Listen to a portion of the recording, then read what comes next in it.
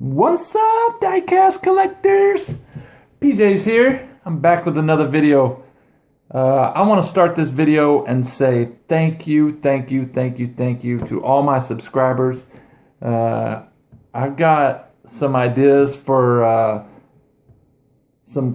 custom challenge that I'm thinking about putting together, putting it out on YouTube. You guys stay tuned. I'll have the details later. But thank you to all my subscribers. I finally, after years of making videos, hit the 1,000 subscriber mark. So thank you so much. It really means a lot. Next up, I wanted to say go Patriots.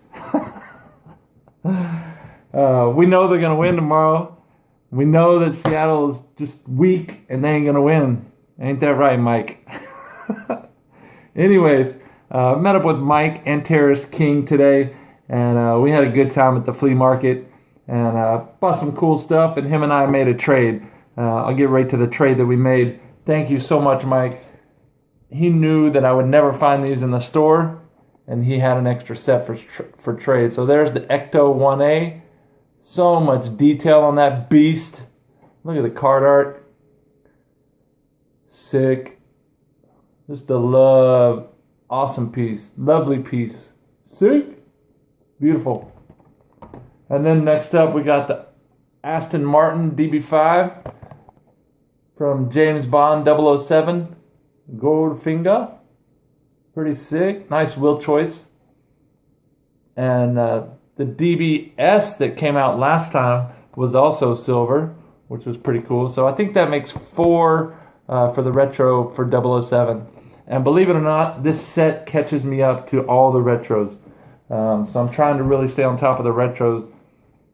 We'll save that one for last. Next up, we got the Back to the Future. Biff's car, Ford Super Deluxe, when he runs into the truck full of pile of manure. Comes over the top of his car. It's really cool. Those are awesome movies. And then we got the Batman Returns Batmobile. This sucker is heavy. Nice metal base. Gold wheels. Sick casting right there.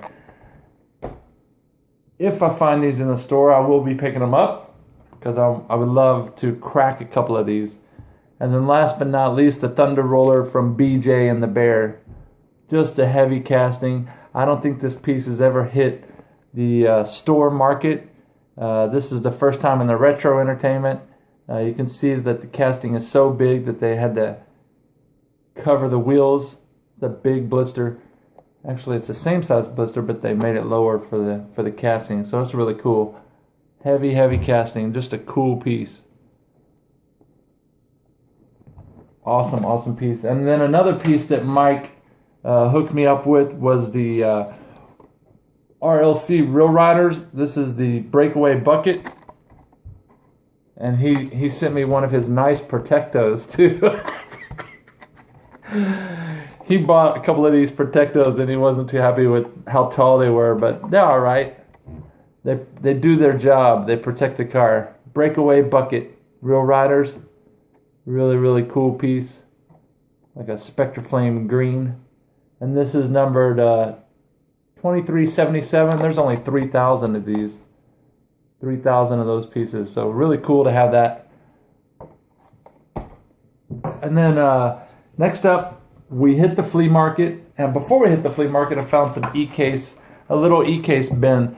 So I think only the e-cases right now are coming out in the 288 bins at Walmart. So you guys keep an eye out for those small bins.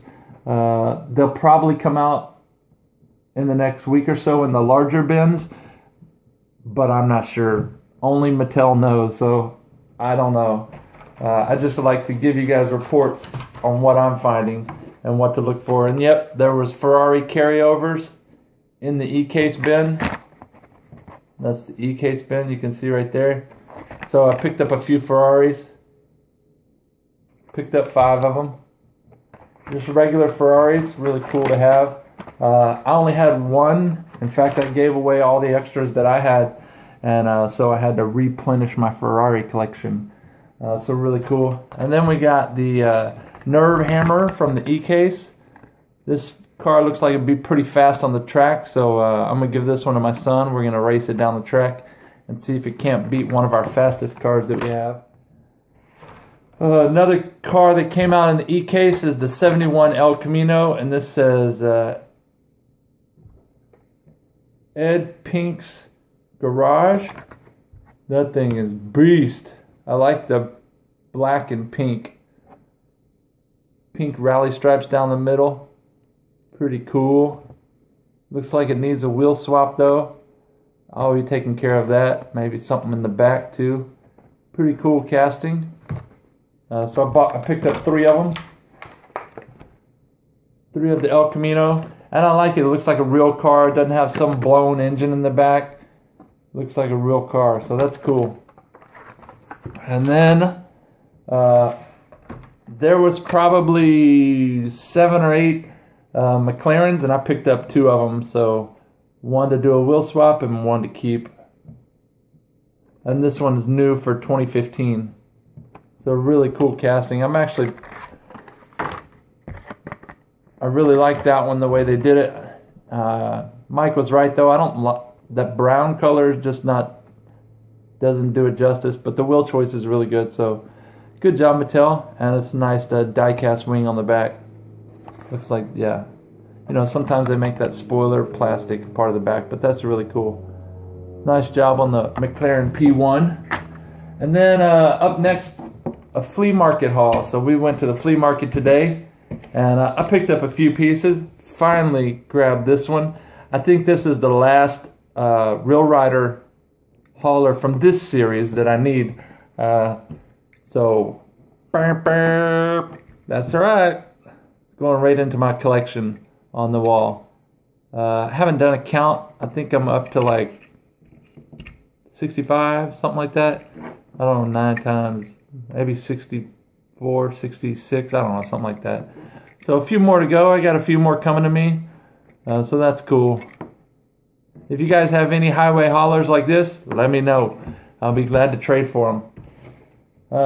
And then I had to pick up a couple of Lowriders. That thing is sick. That is a 53 Chevy Lowrider. I'm debating on whether to open these or not. I'm not sure. It comes in this nice plexiglass case. Really, really cool. And that's a Lowrider too. It's got adjustable suspension on it. Really, really cool. Came in this 100% black box. Pretty cool. And then I picked up another Lowrider. And I looked on eBay and there wasn't very many of these. So I don't know if I'm going to open this one or not. This is a Buick Riviera, 1969. I know it came out in a couple different colors, but I wasn't sure if the white one was more rare. I think there's an orange one out there too. But that thing is sick. That one as well has adjustable suspension and Real Riders. Pretty cool decals all over it. Does that have purple windows? Oh, probably purple interior. Purple interior and clear windows. So that's pretty cool. And that as well as 100% black box. I'll save that one for last. And then I picked up these from a seller in Trader's Village. And the price was right on them, so I grabbed them. And I'm probably going to end up opening these up too. This is a Snake and Mongoose vintage vintage red lines. You guys can tell there's a vintage logo right here. And if you ever question it, just look over on the back side. You can see it looks new. It's got the, where's the vintage logo? There's the vintage logo. And then on the base too also has the vintage logo on the base, I believe. I don't know, we'll see when I open it up. So really, really cool. How many am I at? 9 minutes? Yeah. Well, that's the Snake. That is just sick. I have the Real Rider collection and the Hall of Fame collection too. I think Tex Tanner hooked me up with the Hall of Fame, or somebody did. But I'll be looking for like the Snake and the Mongoose. Any Snake and the Mongoose sets that came out, let me know. If you got any for trade, I'd definitely be interested. That's the Snake. That's the Mongoose. It's hard to read it backwards when you're recording. So really, really cool. Came with the little buttons too. And it's from the vintage set. I think I paid about $8 a piece for them. He had 12 on them, but I figured I'd pick them up. These vintage sets usually go for, I don't know, $3-5 a piece. And of course, because it's a snake and mongoose, I pay a little bit more, but that's okay. Really cool casting to have. And then up next, my last set that I bought is this one right here for one of the cars. The Hummer is really cool, but check out that Toyota. That thing is beast. I don't know. I'm going to open this and probably display that Toyota in my collection. I drive a Toyota myself, so that one's really cool. And it looks like it's got a working suspension, and it might be metal underneath, die cast underneath. But the thing with these is the rubber bands on these sometimes get stuck to the casting because they stay in here so long. But you can see the rubber bands popped off the middle right there through the door, and it looks like it's going to be difficult to get off on that front quarter panel. But that's a cool casting. I love that Toyota truck. So I'll let you guys, I'll keep you updated when I take this one out and try to get those rubber bands off of it and make it real nice and clean to go into my display case. But I couldn't pass up on this set either. This is from the Extreme Trucks set, and we all like trucks. I think every die-cast collector collects trucks. So when I saw this Toyota there, I knew I had to have it. That's a really cool piece. Really cool. So thank you again for watching. Hope everyone has a great weekend. You guys stay tuned. I do have a custom contest idea that I'm going to be trying to devote the next couple of months to put it together, write down some rules, and get that going for all my YouTube subscribers. And probably give away some free stuff to some contest winners. So you guys make sure to stay tuned. Peace. Thanks for watching. Go Patriots.